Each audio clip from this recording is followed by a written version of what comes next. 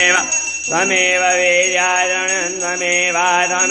सर्वं मम देव देव कायेन वाचा मनसा वा स्वभाव करोमि सकलं परस्मै नारायणाय ते समर्पयामि अच्युतं केशवं रामनारायणं कृष्णदामोदरं वासुदेवं हरे श्रीधरं माधवं गोपिका वल्लभं जानकीनायकं रामचन्द्रं भजे हरे राम राम राम हरे हरे हरे कृष्ण कृष्ण कृष्ण हरे हरे श्री गुरुदेव दत्त हरि ओम यज्ञेन यज्ञजयन्ता देवानि धर्माणि प्रथमाण्याहन्नदेहनागाममहिमानः सजन्त यत्र पूर्वहे ताद्या शान्तिदेवा ओ राजाधिराजाय ब्रह्मणाहिने नमो वयं वै श्रवणाय ओर्महे समे कामान काम कामाय मह्यं कामेश्वरो मयि श्रवणो ददातु कुबेराय वै श्रवणाय महाराजाय नमः ॐ स्वस्ति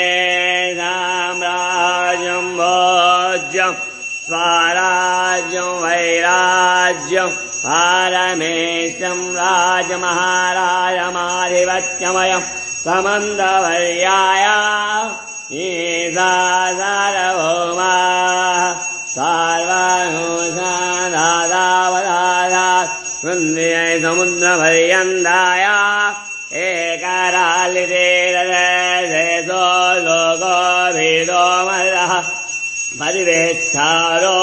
मरोदस्यावसङ्गृह आविच्यदस्य कामप्रे विश्वदेवादिवे नारायण वासुदेवाय सच्चिदानन्दसद्गुरो साईनाथ महाराज की जय। करचरणकृतं वा कायजं कर्मजं वा श्रवणनयनजं वा मानसं वा वरादं विदितं वा सर्वमेतक्षमस्व। जय जय गणाब्दे श्री प्रभो साईनाथ श्री सच्चिदानंद सद्गुरु साईनाथ महाराज की जय। राजाधिराज